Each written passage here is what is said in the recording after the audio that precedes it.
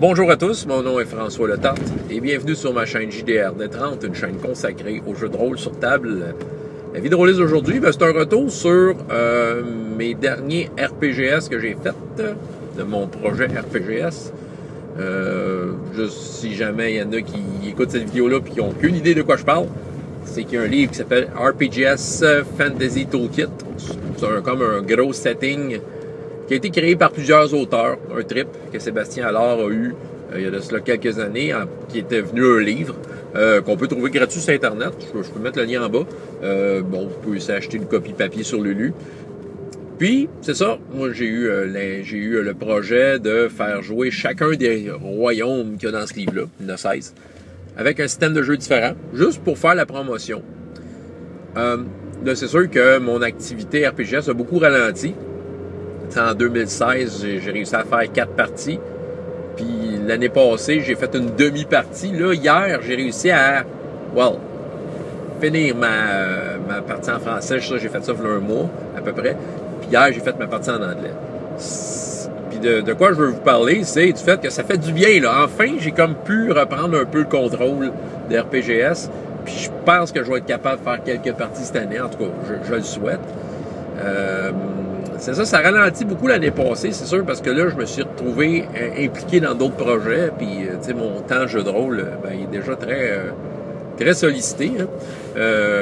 J'étais dans All for One, fait que déjà, All for One, par rapport au temps que j'avais, prenait peut-être toutes mes cases horaires au niveau du jeu de rôle en ligne, tu sais. Faut dire que, tu sais, en dehors du jeu de rôle en ligne, j'ai déjà du jeu de rôle à la maison, tu sais, c'est ça, je peux pas... Faut que je sois capable de gérer ça. Ce qui fait que mon RPGS a ralenti. Même si des fois j'aurais pu avoir le temps de jouer, c'était le temps de préparation, il n'était pas là. C'est bien beau vouloir jouer, mais il faut que la partie soit prête. La dernière partie, la 5e volet de RPGS, donc c'était le royaume de Quilven, avec le système de jeu Warp. Ça, c'est pas la première fois que j'en parle. Quilven, écoutez, c'était un 2 pages très intéressant. J'ai à peu près utilisé, je dirais, au moins le 2/3 de ce qu'il y a dans ces 2 pages-là pour un one-shot. Ce qui fait que, tu sais, c'est un royaume qui est à développer. Tu sais, il n'y a pas... je pourrais improviser sur ce que j'ai déjà utilisé facilement. Mais, tu sais, il y a beaucoup de cases vides à remplir si on veut jouer dans ce royaume-là. Quoique la base est très intéressante, c'est un royaume où la magie est très présente, mais que l'éthique est très basse. Qu'il y a des genres de combats de gladiateurs sanglants, c'est ça. Puis mon aventure était basée là-dessus. Autant en français qu'en anglais. En français, ben c'est ça, c'était avec Kim Fontaine de Low-Tech Gamer, Bruno Tremblay, Atomic Fusion et Marc Vallière. Donc, ça a été très plaisant. Il a fallu qu'on le fasse en 2 parties, donc j'ai dérogé un peu à ma formule, mais on n'avait pas le choix, puis j'avais envie de finir cette game-là avec ces gars-là. Super belle table. Encore une fois, c'est le fun de partager du jeu de rôle avec du monde qui ont envie de s'investir pendant qu'ils jouent. Marc, toujours égal à lui-même, un grand joueur. Kim, toujours avec des répliques surprenantes. Puis Bruno, que j'ai découvert à travers ça, qui avait un personnage très inusité, très à l'image, je pense, du genre d'aventure qu'il fait quand il est maître de jeu avec son jeu dont il nous parle souvent, Fusion. Son monde inventé. J'ai toujours l'impression que c'est très éclaté comme monde, puis il y avait vraiment un personnage, j'ai l'impression que c'était à l'image de ça. Eux, je leur ai fait créer leur personnage avec Warp, parce que c'est relativement simple. En fait, ils m'ont proposé leur concept, puis avec le système Warp, j'ai proposé un personnage à l'image de ce qu'ils voulaient faire. Pour ce qui est de la partie en anglais, ben j'ai pas changé de personnage, j'ai pas fait créer des personnages. Disons que ça s'est décidé un peu dernière seconde, j'ai annoncé une date. J'ai réussi à recruter 3 joueurs. Puis je leur ai proposé les mêmes personnages que Marc. En fait, c'est pas Marc qui l'avait créé, c'était Paul Simard, JDR Ludiste, qui finalement il n'a pas pu faire la game. Bon, Marc a pris la place de Paul en partie en français. Mais malgré tout, c'est ça, c'était les personnages créés par les joueurs en français qui ont été utilisés dans partie en anglais. Je trouve que c'est une bonne façon de faire, là, tu sais, en anglais, tu sais, c'est un one-shot, c'est une séance unique, fait que, tu sais, habituellement, les joueurs sont assez ouverts sur ce qu'il y a à proposer, donc, fait qu'ils ont totalement pris les concepts de personnages, j'ai juste changé l'image de Phil, puis ceux qui se demandent pourquoi, ben, Phil, ça a été choisi par Bruno. Puis c'est parce que le personnage, si vous avez bien observé, c'est un personnage de la série Bob l'éponge. T'sais, fait que j'ai rien contre que le personnage de Bob l'éponge soit comme représenté. En fait, je trouvais que l'image s'éloignait de l'original. Tu sais, Bob l'éponge, c'est un dessin animé, puis c'était comme un genre de bonhomme en vrai, là, d'un des, je pense que c'est l'espèce d'étoile de mer, je sais pas c'est quoi son nom, là. Puis tu sais, on pouvait y croire, mais tu sais, je voulais comme vendre plus l'idée d'un personnage générique qu'on sait pas trop c'est qui. Fait que j'ai changé l'image pour un personnage vraiment étrange qu'on pouvait pas associer à une série. Parce que là, tu sais, donner ça entre les mains d'un joueur qui sait pas c'est quoi ce personnage-là, puis qui voit le personnage de Bob l'éponge. Peut-être, tu sais, c'est juste... Tu sais, je voulais pas atteindre à la créativité. Je voulais pas avoir une source de distraction, tu sais. De la part du joueur qui l'a créé, il n'y a pas de problème, parce qu'il va gérer cette distraction-là au besoin. Je me mets pas entre les mains de quelqu'un que je sais pas c'est qui. T'sais. En fait, c'est la personne qui l'a joué, c'est un joueur avec qui j'ai joué longtemps.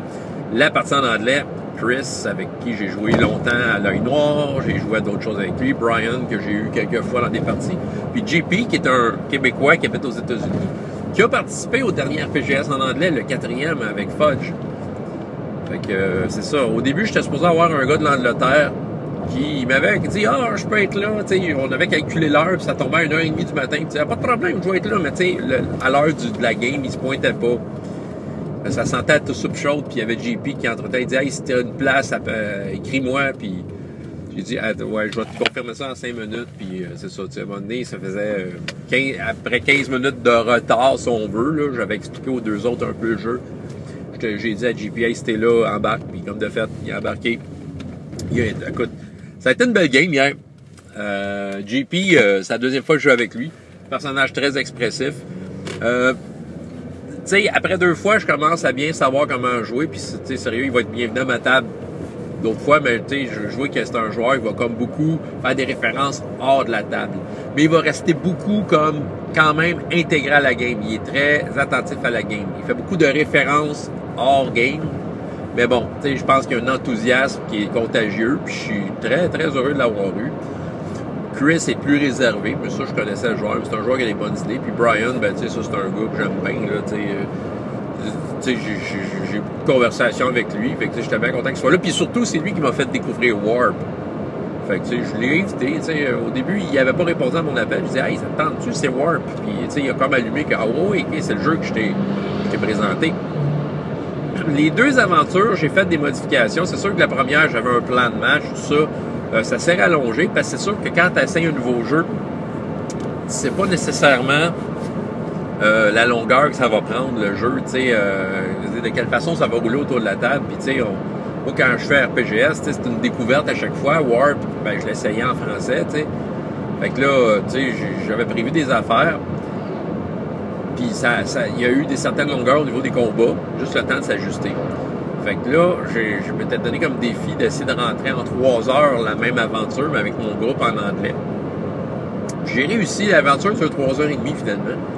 Je m'en suis bien sorti. Ce que j'ai fait de différent entre la version anglaise et française, ben c'est j'ai coupé dans certains bouts de l'aventure. J'ai fait un peu de ménage. Au niveau des combats, j'ai rendu le premier combat un peu plus facile. Ouais, j'ai simplifié un peu le premier combat en réduisant un peu les statistiques des ennemis. C'était plus un combat d'introduction pour montrer comment ça marchait, mais le but, c'était pas de tuer le personnage-là. Puis, tu sais, j'ai découvert dans ma partie en français que tuer un personnage dans Warp, c'est super facile. Fait que, tu sais, j'ai joué un peu safe. Tu sais, puis malgré que j'ai baissé les stats, ils ont quand même eu à tuer la retorte contre cette gang-là. Ben, c'est ça. Fait qu'ils ont gagné le combat. L'aventure consistait à ce que leur gérant leur propose une offre d'aller dans une ville où les combats de gladiateurs sont interdits. Fait que, puis que s'ils gagnaient ça, mais ils gagnaient vraiment une fortune incroyable. En gros, là, vous irez voir l'aventure, c'est plus détaillé que ça. Là. Et l'enjeu est plus détaillé que ça, mais en gros, c'est ça. Puis, c'est ça en gros. Fait que, tu sais, il fallait trouver où se déroulait le combat dans la ville où c'est interdit. Puis après ça, il y avait le combat, puis les adversaires, là, ils valaient la peine. Puis après ça, c'était comme la découverte qu'est-ce que le gérant voulait vraiment. Il voulait un crâne de sirène, mais ce qu'on découvre, et là, je ne veux pas vivre. Ouais, non, dans le fond, je ne dirais pas de punch. Allez voir l'aventure, tiens, on va faire ça. Fait que c'est sûr que, tu sais, la partie en français, la partie comme investigation pour trouver l'endroit, j'avais juste un indice ou deux. J'avais utilisé un des personnages non-joueurs présentés dans RPGS, que lui avait l'information en tant que tel. Mais je laissais les joueurs pas mal se promener, puis un peu m'inspirer de la façon que ça se passerait. Tu sais, j'avais pas tout prévu ce qui se passerait à Zruzja. Tu sais, fait que là, leur façon d'investiguer m'inspirait, comme m'inspirait, si on veut, la clé de l'énigme pour trouver l'aréna secrète. Fait que là, en français, c'est sûr, il y a eu de l'investigation avec le barde Talvomoltz, qui est présenté dans RPGS. Ils ont interrogé qui, lui, les menait vers un magicien qui leur donnait une semblante clé. J'ai enlevé la partie magicien. Tu sais, en anglais, j'ai gardé ça à Talvomoltz. Talvomoltz avait la réponse. Fait qu'en anglais, c'était drôle parce que leur solution, c'était de faire une fête, puis une grosse fête, en tout cas. Tu sais, ça a été bien drôle, là. Tu sais, ils ont organisé un party. Ils se sont dit, si c'est le plus gros party en ville, le meilleur barde du pays va se pointer. C'est ça. J'en ai profité aussi pour, en anglais, présenter un des combattants du dernier combat. Une fille qui se trouve être une genre de rivale au personnage que Kim avait inventé, Moanas. C'est un lanceur de sorts raté, tu sais. Puis elle, tu sais, c'était comme une rivale à l'Académie Opia, c'est l'Académie des magiciens. Puis c'est ça. Fait que elle, là, je l'ai comme introduit. En fait, ils ont fait du roleplay avec elle. Elle disait pas trop qu'est-ce qu'elle faisait là, mais elle les agaçait avec des commentaires et des remarques, montrant qu'elle savait très bien qu'est-ce qu'il faisait là, mais il fallait pas qu'on en parle parce que c'était interdit d'en parler. C'est ça, mais ce qu'ils savaient pas, c'est qu'eux autres, c'est qu'en fait, ils allaient se battre contre elle à la fin, puis ils ont eu de la misère avec. En tout cas, tu sais, j'ai ramené ça différemment. Le dernier combat, je l'ai fait pas mal pareil que ce qui était prévu, parce que, tu sais, il y avait un côté spectaculaire au dernier combat que je voulais conserver. Puis pour la scène de la fin, ben, j'ai coupé ça court. Faut dire que les joueurs m'ont signifié que, bon, l'heure, ça s'en venait tard, donc, tu sais, ils étaient très willing à ce que je les mette sur des rails pour le dernier 1000. Puis de toute façon, ça changeait plus rien parce que, tu sais, rendu là, l'implication des joueurs, c'était surtout au niveau du combat que je voulais mettre en valeur parce que c'est des gladiateurs. Puis que, à la fin, ben, vous irez voir la vidéo comment ça finit. Dans les deux cas, c'est similaire. La finale est similaire. Bon. Donc, belle tablée dans les deux cas. J'ai eu bien du fun. C'est un jeu qui oblige aux joueurs à se creuser la tête, à trouver des idées, à les mettre de l'avant. Parce que c'est un jeu qui marche surtout avec les mots. Tu sais, si on veut ce qu'on a dans notre fiche de personnage, c'est des descriptifs avec un chiffre associé qui dit à peu près dans quoi qu'on est bon. C'est un système qui est sorti quand même il y a 25 ans, même plus que 25 ans, qui était très... c'était très moderne pour l'époque, parce qu'aujourd'hui, des jeux de rôle qui marchent juste avec des mots, il y en a plein. C'est plus nouveau, mais ça, je pense, ça a été un pionnier dans le genre. C'est un jeu qui, à la base, a été fait pour un monde contemporain. Moi, je l'ai joué dans un monde médiéval fantastique. Puis, disons, le bon côté du système, après l'avoir essayé 2 fois en tant que maître de jeu, un des bons côtés, c'est que c'est un charme à mener comme système de jeu. C'est très relax. En tant que maître de jeu, là, tu sais, je sentais pas de pression au niveau des règles. Je sentais que ça coulait. Je sentais que, tu sais, t'as une idée en tête, ben, t'as une façon facile de résoudre la chose à travers les chiffres que tu connais, tu sais, les quelques chiffres que tu connais. Je dirais que le mauvais côté du jeu, et ça, c'est peut-être juste une histoire de pratique, mais je trouvais que les personnages, ça manquait de variété. T'sais, oui, tu as un mot qui représente plusieurs affaires, mais on dirait qu'à un moment donné, tu fais le tour de ce que tu peux faire avec ce mot-là. Faut que tu sois tout le temps inventif sur ton qui-vive. Ce qui est une bonne chose, la créativité, il n'y a rien de tel, mais ça donnait l'impression que tu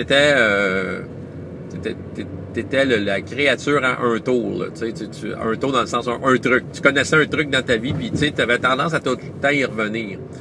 Je sais très bien que le système, de la façon qu'il est fait, peut t'amener bien ailleurs que là. mais c'est l'impression que ça laissait. Peut-être que dans un monde plus contemporain, c'est peut-être plus facile à appliquer que dans un monde médiéval fantastique. Faut dire qu'on avait créé des gladiateurs, fait que il était très centré sur des capacités prédéfinies en quelque sorte. Là, on sait se battre, c'était pas mal ça. Quelques lanceurs de sorts et autre chose. Mais malgré tout, j'ai quand même découvert que c'était intéressant. Il y en a un comme le personnage plus extraterrestre, celui que Bruno avait créé. Son trait principal, c'était créature magique. C'est tout ce que ça disait. Fait que, qu'est-ce que créature magique?